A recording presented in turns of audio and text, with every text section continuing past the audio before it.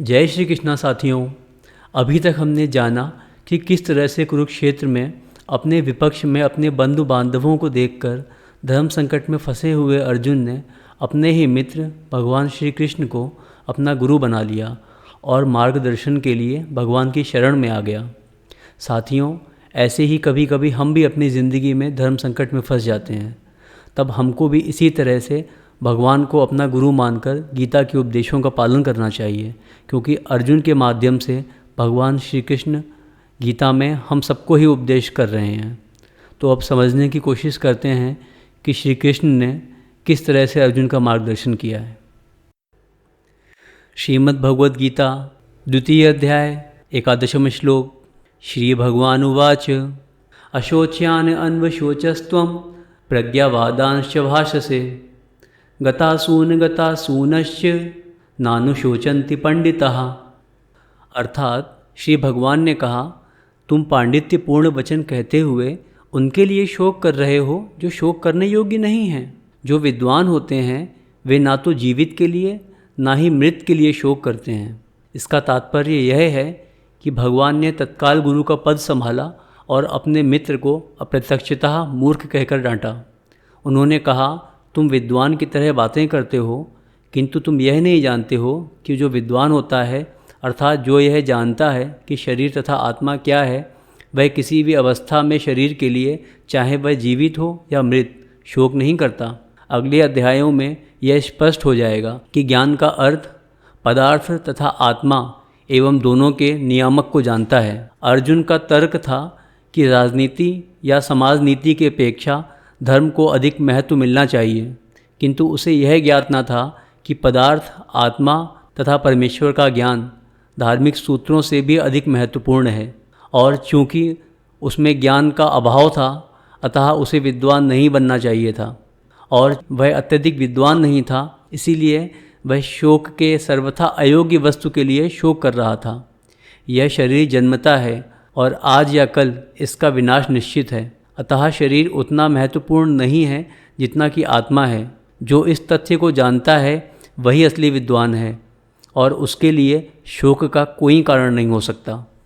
द्वितीय अध्याय 12वां श्लोक।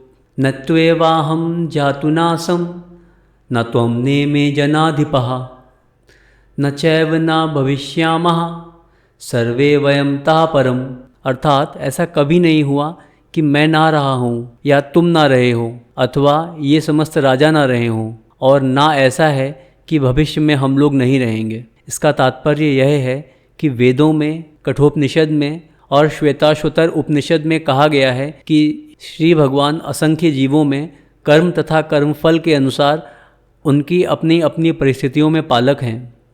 वही भगवान अंश रूप में हर जीव के हृदय में वास कर रहे हैं। केवल साधु पुरुष जो एक ही ईश्वर को भीतर बाहर देख सकते हैं, पूर्ण और शाश्वत शांति की प्राप्त कर पाते हैं। जो वैदिक ज्ञान अर्जुन को प्रदान किया गया, वही विश्व के उन पुरुषों को प्रदान किया जाता है जो विद्वान होने का दावा तो करते हैं, किंतु जिनकी ज्ञान राशि न्यून है। भगवान यह स्पष्ट कहते हैं कि वे स्वयं, अर्जुन तथा युद्ध भूमि में एकत्र सारे राजा शाश्वत प्राणी हैं, और इन जीवों की बद्ध तथा मुक्त अवस्थाओं में भगवान ही एकमात्र उनके पालक हैं। भगवान परम पुरुष हैं तथा भगवान का चिरसंगी अर्जुन एवं वहाँ पर एकत्र सारे राजागण शाश्वत पुरुष हैं। ऐसा नहीं है कि ये भूतकाल में प्राणियों के रूप अलग अलग उपस्थित नहीं थे, और ऐसा भी नहीं है कि वे शाश्वत पुरुष बने नहीं रहेंगे। उनका अस्तित्व भूतकाल में था और भविष्य में भी निर्बोध रूप से बना रहेगा, अतः किसी के लिए शोक करने की कोई बात नहीं है। ये मायावादी सिद्धांत कि मुक्ति के बाद आत्मा माया के आवरण से पृथक होकर निराकार ब्रह्म में लीन हो जाएगा और अपना अस्तित्व खो देगा, यहाँ परम अधिकारी भगवान कृष्ण द्वारा पुष्ट नहीं हो पाता। ना ही इस सिद्धांत का समर्थन हो पाता है कि बद्ध अवस्था में ही हम अस्तित्व का चिंतन करते हैं। यहाँ पर कृष्ण स्पष्टता कहते हैं कि भगवान तथा अन्यों का अस्तित्व भविष्य में भी अक्षुण्ण रहेगा, जिसकी पुष्टि उपनिषदों में भी होती है। भगवान का यह कथन प्रामाणिक है, क्योंकि कृष्ण मायावश नहीं हैं। यदि अस्तित्व तथ्य ना होता तो फिर कृष्ण इतना बल क्यों देते, और वह भी भविष्य के लिए। मायावादी यह तर्क कर सकते हैं कि कृष्ण द्वारा कथित अस्तित्व आध्यात्मिक ना होकर भौतिक है। यदि हम इस तर्क को कि अस्तित्व भौतिक होता है स्वीकार कर भी लें तो फिर कोई कृष्ण के अस्तित्व को किस प्रकार पहचानेगा। कृष्ण सदा सर्वदा अपना अस्तित्व बनाए रहे हैं। यदि उन्हें सामान्य चेतना वाले सामान्य व्यक्ति के रूप में माना जाता है तो प्रामाणिक शास्त्र के रूप में उनकी भगवद गीता की कोई महत्ता नहीं होगी। एक सामान्य व्यक्ति मनुष्य के 4 अवगुणों के कारण श्रवण करने की योग्य शिक्षा देने में असमर्थ रहता है। गीता ऐसे साहित्य से ऊपर है। कोई भी संसारी ग्रंथ गीता से तुलना नहीं कर सकता। श्री कृष्ण को सामान्य व्यक्ति मान लेने पर गीता की सारी महत्ता जाती रहती है। मायावादियों का तर्क है कि इस श्लोक में वर्णित द्वैत लौकिक है और शरीर के लिए प्रयुक्त हुआ है, किंतु इसके पहले वाले श्लोक में ऐसी देहात्म बुद्धि की निंदा की गई है। एक बार जीवों की देहात्म बुद्धि की निंदा करने के बाद यह संभव कैसे है कि कृष्ण पुनः शरीर पर उसी वक्तव्य को दोहराते। अतः यह अस्तित्व आध्यात्मिक आधार पर स्थापित है और इसकी पुष्टि रामानुजाचार्य तथा अन्य आचार्यों ने भी की है। गीता में कई स्थलों पर इसका उल्लेख है कि यह आध्यात्मिक अस्तित्व केवल भगवत भक्तों द्वारा ज्ञेय है। जो लोग भगवान कृष्ण का विरोध करते हैं उनकी इस महान साहित्य तक पहुंच नहीं हो पाती। अभक्तों द्वारा गीता के उपदेशों को समझने का प्रयास मधुमक्खी द्वारा मधुपात्र चाटने के सदृश है। पात्र को खोले बिना मधु को नहीं चखा जा सकता। इसी प्रकार भगवत गीता के रहस्यवाद को केवल भक्त ही समझ सकते हैं, अन्य कोई नहीं। जैसा कि इसके 4th अध्याय में कहा गया है, ना ही गीता का स्पर्श ऐसे लोग कर पाते हैं जो भगवान के अस्तित्व का विरोध करते हैं। अतः मायावादियों द्वारा गीता की व्याख्या मानो समग्र सत्य का सरासर भ्रामक निरूपण है। भगवान चैतन्य ने मायावादियों द्वारा की गई गीता की व्याख्याओं को पढ़ने का निषेध किया है और चेतावनी दी है कि यदि कोई ऐसे मायावादी दर्शन को ग्रहण करता है तो वह गीता के वास्तविक रहस्य को समझ पाने में असमर्थ रहता है। यदि अस्तित्व का अभिप्राय अनुभवगम्य ब्रह्मांड से है तो भगवान द्वारा उपदेश देने की कोई आवश्यकता नहीं थी। आत्मा तथा परमात्मा का द्वैत शाश्वत तथ्य है और इसकी पुष्टि वेदों द्वारा होती है, जैसा कि ऊपर कहा जा चुका है। अध्याय 2 13 श्लोक। देहिनो अस्मिन् यथा देहे कौमारं यौवनं जरा तथा देहांतर प्राप्ति धीरस्तत्र न मुह्यति। अर्थात जिस प्रकार शरीरधारी आत्मा इस वर्तमान शरीर में बाल्यावस्था से तरुणावस्था में और फिर वृद्धावस्था में निरंतर अग्रसर होता रहता है, उसी प्रकार मृत्यु होने पर आत्मा दूसरे शरीर में चली जाती है। धीर व्यक्ति ऐसे परिवर्तन से मोह को प्राप्त नहीं होता।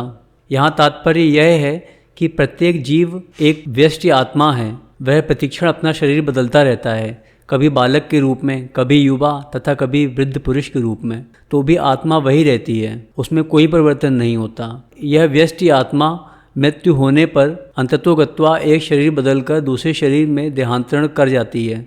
चूँकि अगले जन्म में इसको शरीर मिलना अवश्यंभावी है, चाहे वह शरीर आध्यात्मिक हो या भौतिक।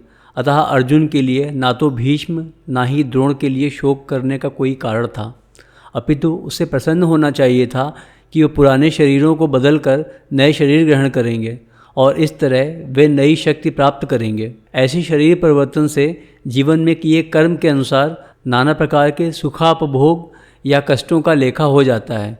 चूँकि भीष्म व द्रोण साधु पुरुष थे, इसीलिए अगले जन्म में उन्हें आध्यात्मिक शरीर प्राप्त होंगे, नहीं तो कम से कम उन्हें स्वर्ग के भोग करने के अनुरूप शरीर तो प्राप्त होंगे ही।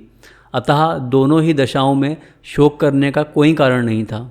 जिस मनुष्य को व्यष्टि आत्मा, परमात्मा तथा भौतिक और आध्यात्मिक प्रकृति का पूर्ण ज्ञान होता है, वह धीर कहलाता है। ऐसा मनुष्य कभी भी शरीर परिवर्तन द्वारा ठगा नहीं जाता।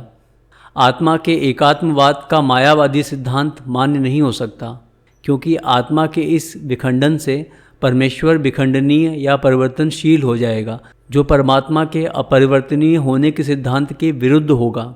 गीता में पुष्टि हुई है कि परमात्मा के खंडों का शाश्वत अस्तित्व है, जिन्हें क्षर कहा जाता है, अर्थात उनमें भौतिक प्रकृति में गिरने की प्रवृत्ति नहीं होती।